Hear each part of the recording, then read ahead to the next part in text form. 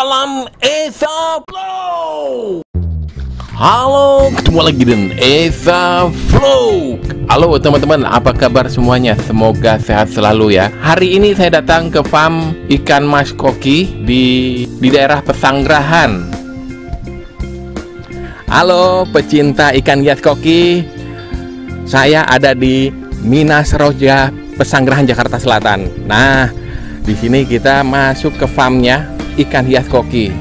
Kita lihat cara ngebreed, cara perawatannya, semuanya. Yuk kita langsung aja lihat ke dalam. Halo mas. Ya, ini orangnya nih. Halo mas. Halo, Om.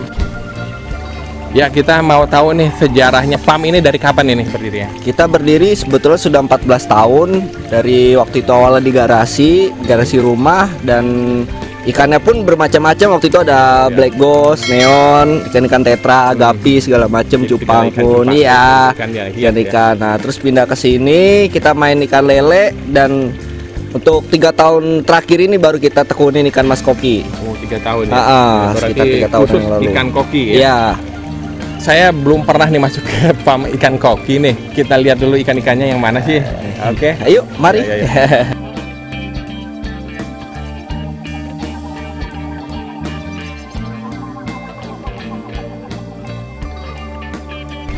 Oke, Mas Gilang, ini Ya. ikan koki ini ada berapa jenis di sini nih? Kalau kita untuk ternak ada 4 jenis. 4 jenis Iya. itu diantaranya ada oranda, ada rancu, ryukin, dan demekin. Iya. Itu ikan paling bagus. Itu ikan jenis apa sih, Mas? untuk opini saya sih, ya, menurut pribadi saya sendiri itu saya suka banget sama oranda. Oranda. Kenapa, Mas? Karena pas dia udah ukuran jumbo besar itu dia kelihatannya mewah. Oh, iya. Yuk kita lihat dulu mana nih yang jenis orandanya yang mana nih? Oranda kita yang ini, Mas. Ya. Ini jenis oranda. Oranda red white.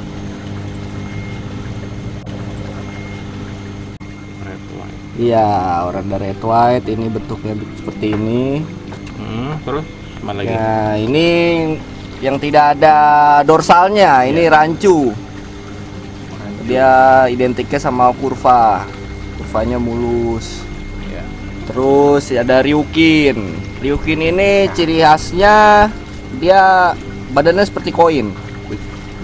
Iya, bulat, ngebulat. Nah, tanpa jambul di kepalanya. Nah, ini demekin. Demekin ini apa ya namanya? Bulat juga seperti ryukin, cuma dia bedanya identiknya sama matanya belok. Oh, matanya belok. Iya, matanya belok. Nah, kalau untuk perawatannya gimana Mas ini, Mas, kalau ikan koki ini? Kalau perawatan sendiri sih biasanya kita cuma gonta-ganti air aja sih, Om. Air itu harus terjaga, di kebersihannya terjaga, terus pakannya cukup, nggak over juga. Ya apa ya, udah sih paling itu aja, Om. Setiap pagi kita sipon, ganti airnya dengan air yang baru atau air tampung boleh, gitu, Om. Untuk penyakitnya? Penyakit sendiri itu ada banyak ya penyakit. Ada dari insang busuk, ada dari ekor-ekor grepes, finroot, terus ada white spot, ada hole in the head, ya itu salah satu penyakit. Sama kutu biasanya. Kalau insang busuk itu kenapa itu penyebabnya? Insang busuk biasanya parameter air sudah nggak bagus, terus suhu air pun bisa juga karena dingin. Infeksi sih biasanya dia dari jamur. Jarang ganti air juga Ya, bisa jadi itu juga salah satu faktor agak jarang ganti air. Nah, kalau untuk pengobatannya gimana tuh? Pengobatan biasanya kalau kita kena kutu kita bisa pakai kutu blast atau Dilox. Terus untuk kayak misalkan insang busuk itu kita bisa pakai akriflavin sama heater, termasuk kayak finroot atau ekor yang grepes, sama paling ya kalau misalkan dia white spot kita pakai methylene blue sama heater. Ya. Nggak pakai garam nggak? Boleh. Kalau pakai garam pun juga nggak apa-apa. Jangan terlalu banyak juga. Dan untuk ikan koki ini, misal di akuarium itu yang bagusnya kasih makannya gimana tuh Mas? Apa ada waktunya atau gimana? Kalau kita biasa kasih pakan itu begitu kita kasih sedikit-sedikit aja sih Om. Sedikit aja ya? Sedikit-sedikit aja, asal habis kita kasih lagi, habis kasih lagi. Biasanya di sini bisa sampai 6 kali lah. Oh, sampai 6 kali 6 sehari? sampai 8 kali sehari. Yang penting dikasih udah habis gitu? Ya habis, begitu dia makan tetep habis kita kasih lagi gitu. Stop makan. Nah, untuk pergantian air gimana? Sering atau gimana? Harus Kalau setiap hari? air kita bisa lihat di kolam yang di sana itu untuk anakan itu kita bisa ganti airnya itu 2 hari sekali. Setiap 2 hari sekali dan setiap pagi sama sore itu air ditembak overflow. Kalau untuk fiber yang udah running gini ada filternya itu biasanya seminggu sekali Om. Seminggu sekali. Iya. Kita mau lihat cara ngebreednya nih. Boleh. Ya, kita lihat. Yuk. Nah, yang jenis indukannya nih, yang mana nih? Ini ya, ini indukan. Bentar, agak gelap lampunya.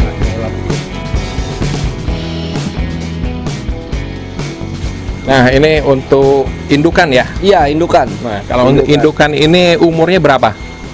Indukan itu biasa kita pakai itu untuk betina itu biasanya setahun. Kalau jantan 6 bulan udah bisa kita pakai. Cara ngebreednya ini gimana nih? Untuk cara ngebreed kita biasanya itu kalau cara mungkin tanda-tandanya dulu kali Om ya. Tanda-tandanya dulu ikan yang birahi itu kalau yang betina itu biasanya perutnya melebar, kita lihat dari atas. Terus dilihat kemaluannya itu merah. Merah keunguan, kita pencet pun itu perutnya sangat empuk. Empuk ya. Sangat empuk dan terkadang pun kalau kita pencet gitu telurnya keluar. Wah, gitu. Kalau untuk si jantan itu sendiri dia di dekat tutup insang sama di sirip renang itu punya kasar gitu kayak garam. Itu tandanya dia udah siap untuk kawin, untuk pijah. Untuk mijah berarti ini bukan dipasang tapi bukan masang sendiri ya? Iya Om, betul. Kita yang masangin sendiri. Kita juga yang jadi kalau itu Om jadi penghulunya. Ya penghulu susah bener. Aduh. Nah, untuk mijahnya ini selisihnya antara jantan dan betina. Untuk selisihnya kita pakai biasanya 2 jantan 1 betina. Itu dimasukin di akuarium, begitu malam udah mulai mengejar, biasanya dia kawinnya itu subuh. Sekitar jam 10-an itu kita harus sudah angkat karena kalau enggak telurnya dimakan lagi Om sama si orang tuanya. Jadi pas kawin itu langsung nelor apa langsung gimana sih? Enggak, jadi pas begitu masuk akuarium malam itu dia jadi mijahnya itu subuh. Subuh. Keluar semua langsung. Keluar semua. Si jantan itu kan ngejar sambil buang spermanya dia. Nah begitu udah kira-kira agak lama ya jam 9 jam 10 baru kita pindahin si induknya. Karena kalau nggak dipindahin nanti si induk itu makan anaknya sendiri. Telurnya sendiri. Diangkat indukannya ya? Iya betul Om, induknya diangkat. Nah kita lihat mana ininya telurnya.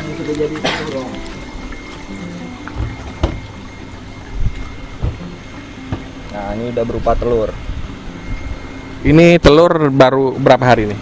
Ini baru 1 hari. Baru 1 hari. Ya 1 hari dari kemarin kita pijah. Kelihatan ini jadi atau enggaknya gimana Mas?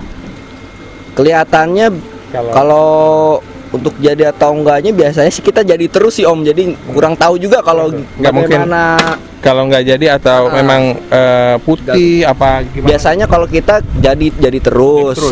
Cuman untuk kuantitasnya mungkin berbeda. Ada yang jadinya banyak, kalau musim dingin pun jadinya sedikit gitu. Kalau betul. Nah ini sudah bentuk telur ya. Nah ini berapa lama bisa netas? 2 hari Om, 2 hari sudah bisa netas. Dia mulai merayap-rayap di akuarium. Belum bisa langsung berenang Om. Iya. Kalau sudah netas ini dibiarkan berapa lama di dalam akuarium? Kita itu biasanya 4 sampai 5 hari baru masuk ke kolam burayak. 4 sampai 5 hari kita taruh sini, kita kasih makan kutu air, ya. kutu air terus, baru ntar udah agak kasar baru kita pindah ke kolam induk. Kolam burayak. Umuran berapa? 5 hari. 5 hari. 5 hari. Iya. Itu kuat di dalam sana. Kuat Om. Oh, kuat. Oke. Jadi kayaknya kalau dilihat sih nggak terlalu sulit ya. Nggak terlalu sulit. Cuma nggak tahu yang ngejalanin. Kalau situ yang ngejalanin nggak tahu gua. Nah, sekarang kita lihat ini apa nih? Ini untuk masuk ke toko. Nah ini ikan jenis-jenis koki yang dimasukkan ke kios-kios ya. Kios. Nah, ukuran berapa biasanya dicari? Biasanya kalau ke kios itu variatif sih Om ya. Ada yang minta sejempol tangan, ada yang minta ikan afkir induk, ada yang minta sebesar-besarnya gitu. Tergantung kitanya aja mau, tergantung stok permintaan. Ya? Permintaan mereka. Permintaan dan stok ya. Permintaan dan stok.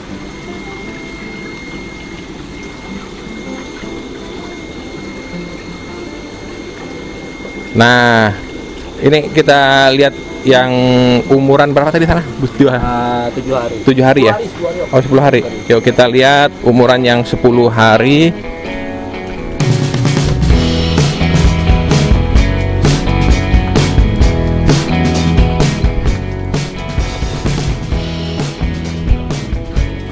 Nah, ini 10 hari. Ini pakannya apa tadi?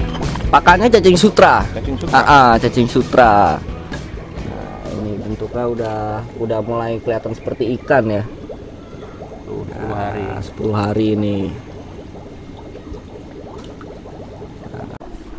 Untuk kapasitas kolam. Ya. Fleksibel Om. Fleksibel. Jadi dari seminggu kita bisa pakai itu sekitar sampai ribuan masih bisa. Bisa. Nah kan nanti kan udah 3 hari kemudian langsung kita sortir. Yang sortir pertama itu biasanya yang cacat-cacat. Kita buat umpan lele atau lohan. Gitu. Itu berapa persennya biasanya? Biasanya dari 1000 gitu. Dari 1000 ya katakanlah 500-nya mungkin separohnya ya. Ada yang cacat juga ya? Ada juga Om. Biasanya cacatnya apa itu? Cacat kayak misalkan kita harus ngeliat ekor maskok gitu kan harus mekar ya Om ya. Mekar terus belah.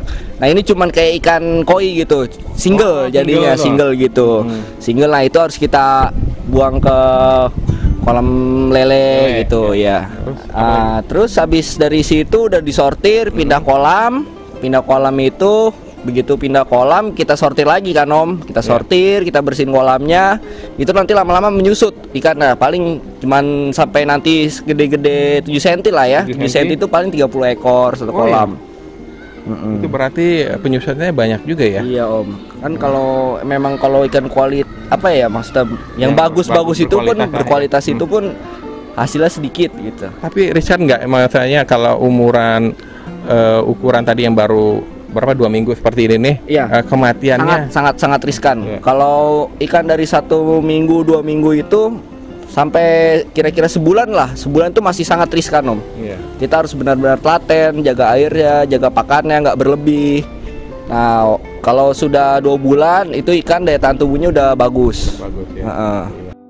Nah untuk teman-teman kalau berminat dengan ikan-ikan kokinya ini bisa kirim-kirim nggak di sini? Bisa, seluruh Indonesia bisa kita kirim-kirim Om. Nah teman-teman bisa kirim-kirim nih di Minas Roja di Pesanggerahan Jakarta Selatan. Online ada. Online itu kita ada Instagram Minasroja _ Goldfish Farm. Untuk Facebook ada nama pribadi saya Laurentius Gilang. Nah. Nomor telepon WA itu 0858 85 21 60 12. Iya. Ya teman-teman kalau berminat boleh kontak nomor teleponnya nih di sini ya alamat ya di Minas Roja. Kenapa sih Minas Roja? Mina itu air, Seroja itu sehat rohani jasmani. Jasmani. Filosofinya gitu Om. Nah ini tadi kita ngeliput ikan-ikan yang kualitas yang berkualitas lah untuk kontes, untuk ikan-ikan yang bahan kontes deh ya. Nah kalau untuk ikan-ikan yang komersial ya, ikan-ikan di pasar itu. Oh ya ada, yuk mari ke sana yuk. Ayo.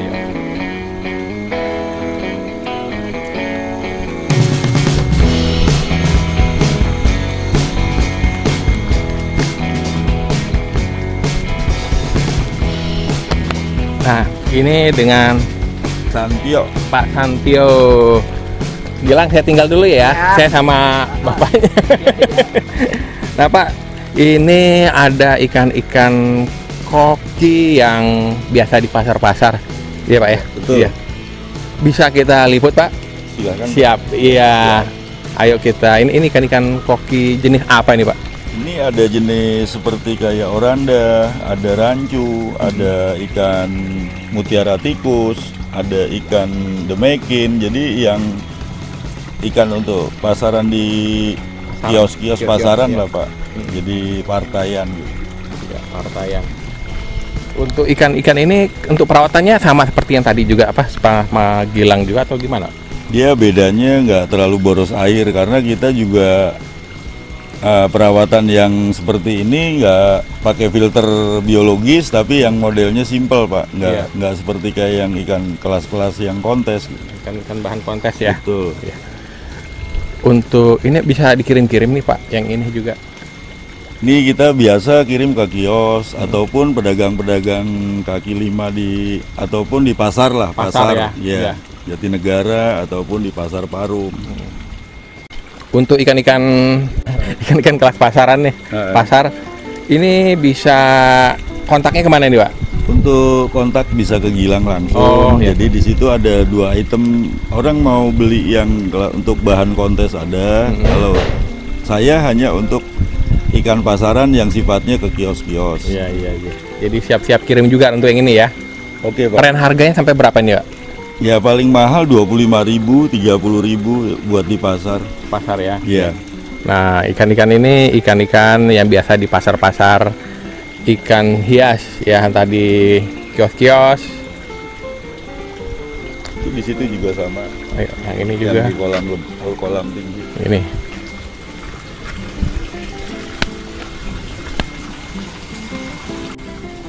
Nah, untuk ikan mas koki ini pasarannya ini gimana nih perkembangannya? Kalau untuk saat ini dari dulu sampai sekarang tuh sangat stabil, Iya. banyak penggemarnya. Terus kedua, justru yang muda-muda itu kita tampilkan untuk maju. Jangan takut untuk usaha, jangan patah semangat. Memang semua harus belajar. Kita pun juga masih belajar. Iya. Bukan kita nggak ada orang pinter di ikan tuh nggak ada. Iya. Semua harus belajar. Harus belajar dan tetap tekun ya. Iya. Walaupun itu awalnya gagal, tetap terus berusaha. Betul. Kalau untuk pemula ini Pak, untuk ngebreed ini mungkin ada tip-tipnya kali. Ya untuk pertama kali kalau untuk mau belajar ngebreed nomor 1 tuh kita lihat induknya bagus, terus perfect. Kedua kalau dia mau untuk ngebreed nomor 1 tuh dia mateng gonat, indukan yang betina gonat, untuk pejantannya juga benar-benar spermanya bagus ataupun dia punya badannya juga lebih perfect, itu nanti hasilnya pasti maksimal. Oke teman-teman, kita tadi sudah dapat semua informasinya tentang ikan koki, ikan mas koki ya di Minas Roja, Pesanggerahan, Jakarta Selatan dengan Pak Santio dan Mas Gilang. Ya, mudah-mudahan informasinya bermanfaat buat teman-teman. Dan bila teman-teman berminat boleh kontak di subscribe buat teman-teman yang belum subscribe. Oke, salam Esa Vlog.